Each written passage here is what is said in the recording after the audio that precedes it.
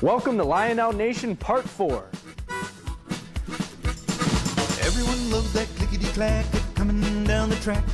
They can't ignore that all aboard and smoke pouring out the stack. Hear that whistle blow as the train pulls out of the station.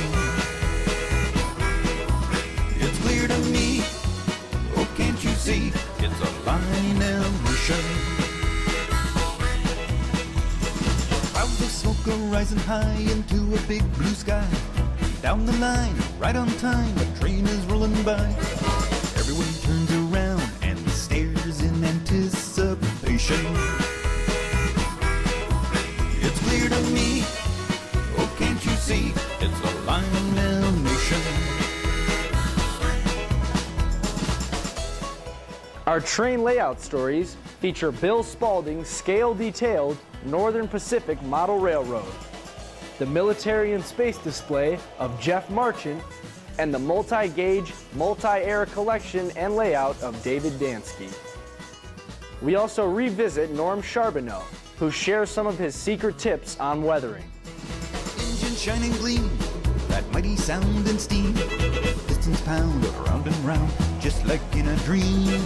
Another train pulls in and arrives at its destination. It's clear to me, oh can't you see, it's a Lionel Nation. It's clear to me, oh can't you see, it's a Lionel Nation. Other segments include a look at Lionel's post-war motorized units and Lionel's GS4 Southern Pacific Daylight, along with the real Daylight. So let's get started. First stop is Seattle, Washington, and the layout of Bill Spaulding.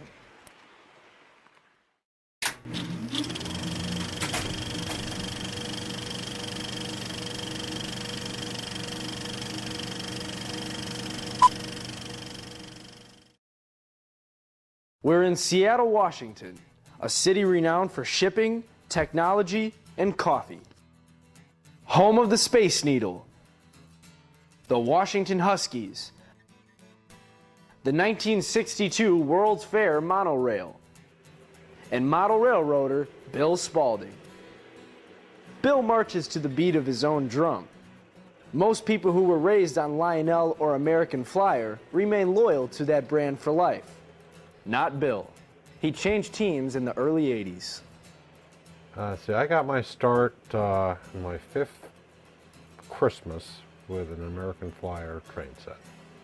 Primarily, there were more people that I had known in the hobby that were in Lionel than Flyer, and plus the price at that time.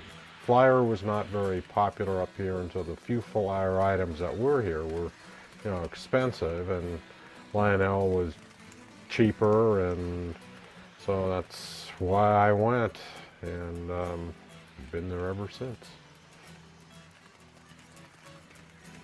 In building this layout, I wanted to incorporate toy trains into a realistic setting and operate toy trains like any hobbyist would do in a model railroad.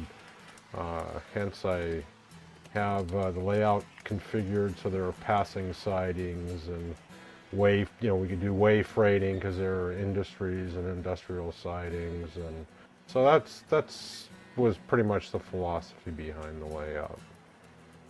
The track plan is a multi-level main line that runs around the perimeter of the room. This room is 32 feet long and 13 feet wide. It's basically an around-the-wall layout. You go around it twice to make a full loop with 2 reversing loops in it so that you can change the direction of your trains. Plus, I've got 2 storage facilities underneath the layout where you can make up a train and pull it out.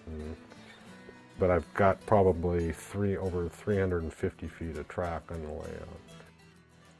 In the center, near the control panel, is the yard.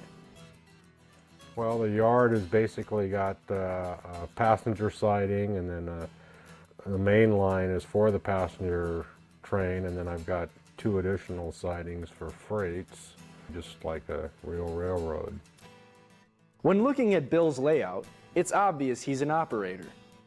Collectors aren't known for custom painting their Lionel 2343 F3s.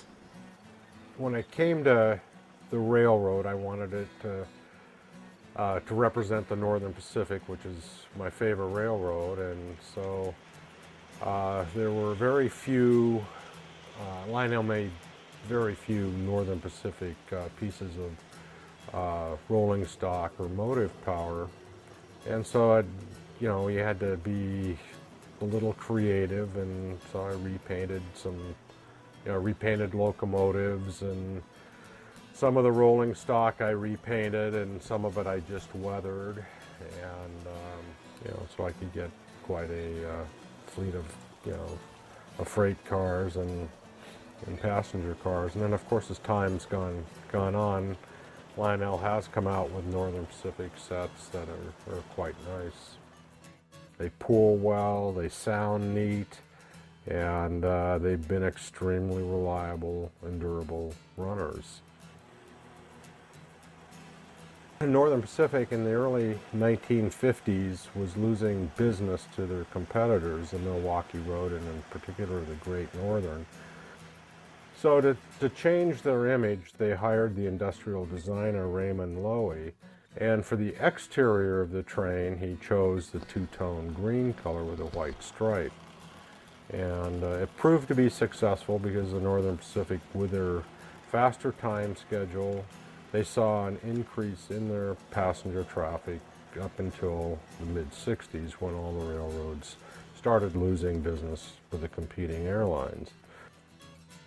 In addition to the custom painting, Bill has added detailed enhancements to many of his locomotives.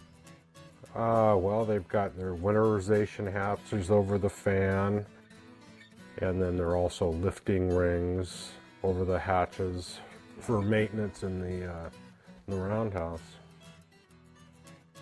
Most of the companies that have reproduced it have either left the Northern Pacific off because it's very difficult to apply the graphics over the grills. Being the way I am, I just put the decal on a piece of plastic, painted it green, and glued it over the vents. The off-center name on the baggage car is prototypical. The reason for the off-center was that some of their baggage cars were also water cars. They carried water for the steam generators.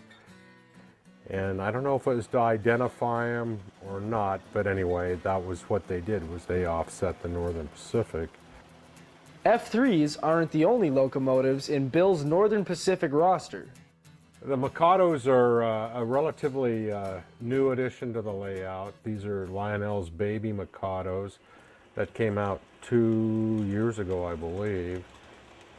They are a tremendous bang for the buck. They're nicely detailed, got adequate sounds, and they perform very, very well. As a matter of fact, they've displaced all my post-war steam locomotives. And one of them is numbered 1713, and 1713 happened to be the last revenue steam locomotive that the Northern Pacific ran.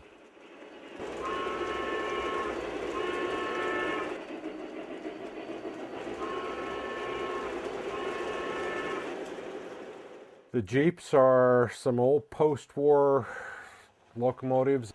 I renumbered them to the prototypical numbers for Northern Pacific, and changed out the mechanical reverse units, put an electronic one, and they've run really, really well. I mean, gosh, when you consider how old these things are and how much use they used to get in my layout, they've held up very, very, very well.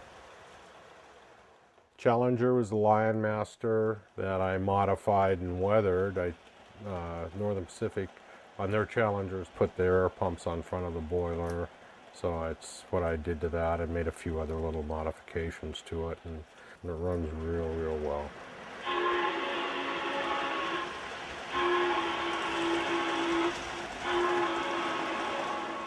The scenery includes small towns nestled among big trees and mountainous regions. Some of the trees I made myself.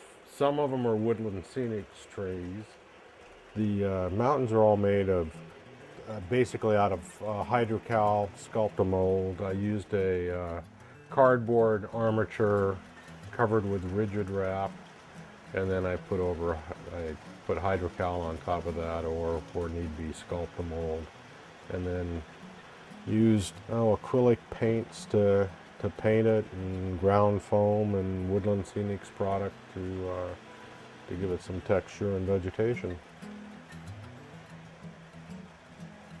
Bill uses building fronts as backdrops to create a three-dimensional look in a two-dimensional space.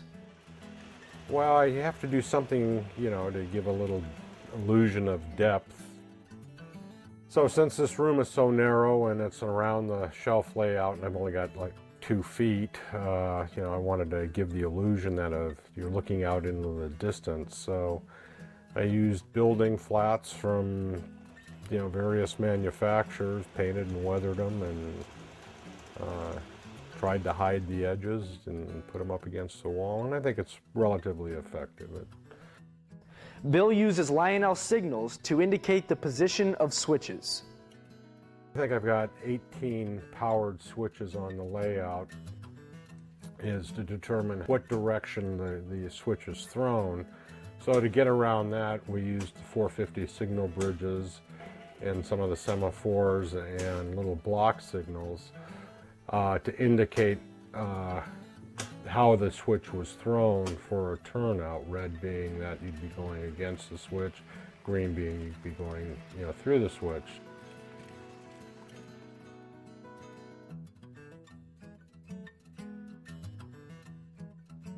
When we built the layout, I never thought I'd be running it for 19 years or 18 years. I thought we would have moved on by that time and built another one, but it's been pretty durable, and we've had a lot of people through here to see it.